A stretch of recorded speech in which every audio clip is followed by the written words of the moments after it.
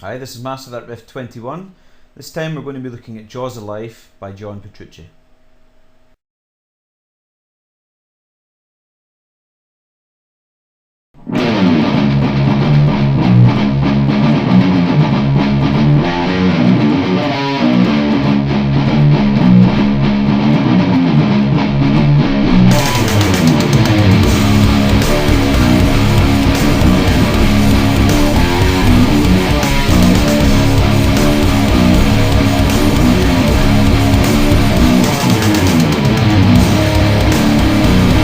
So first thing I'm going to need for this riff is a 7-string guitar.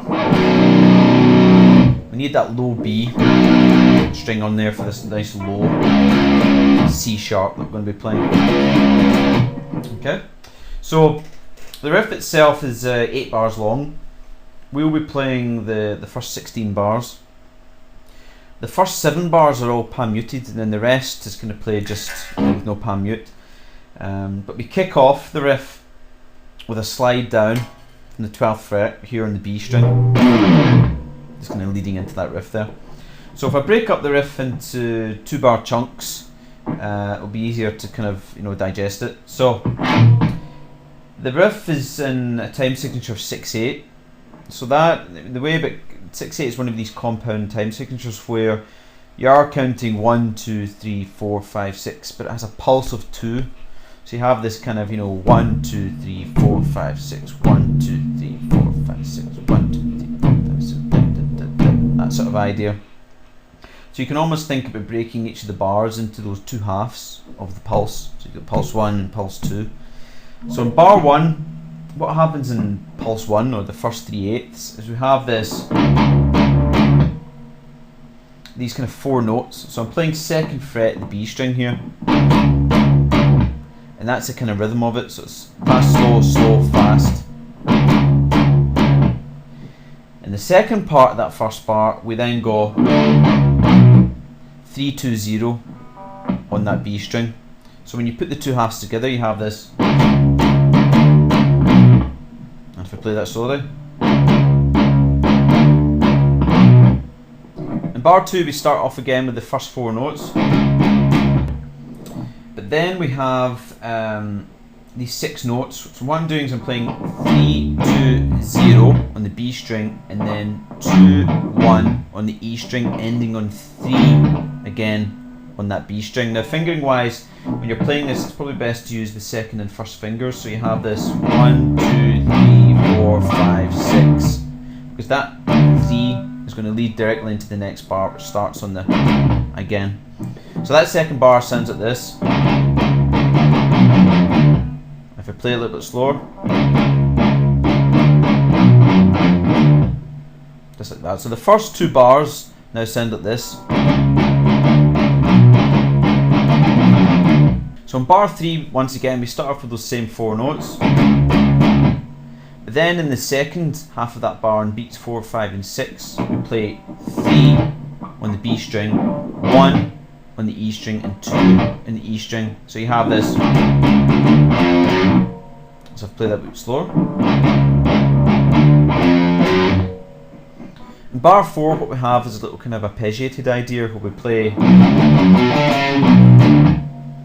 So the first half of that bar, what I'm playing is this. So I'm starting off with an open B string, pan muted of course. Then a 0, 2, 3. Then what I'm going to do is bar the E and A strings at the 2nd fret and play them, and then end it with 5 on that A string there. So I have this.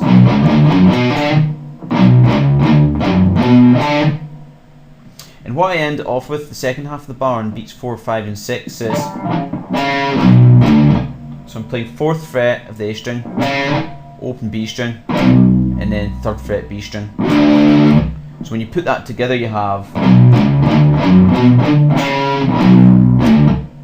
So if I put that together with bar 3, what we have is. And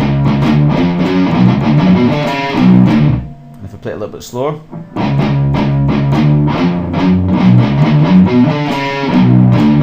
But bars 5 and 6 are exactly the same as we played in bar 1 and 2. So what we have is this. sort of idea again. In bars 7 and 8, I start off again with the usual, and then in bar 8 I'm playing a kind of scalar run based around C sharp Phrygian. So what I'm doing here is I start off with playing, another thing is, this is where we now start playing without pan mute. So everything up to that point, bar 7 has been pan muted. This time we now play normal, that sort of idea.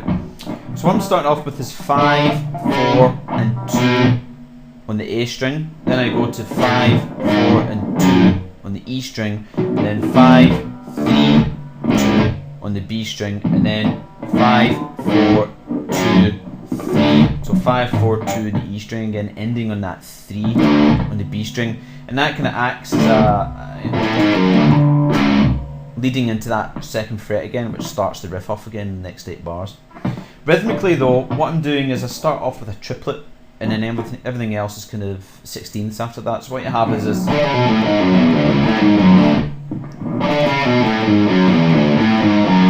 that sort of idea.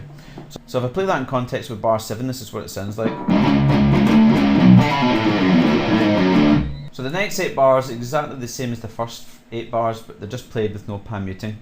So if I put everything together, this is what we get.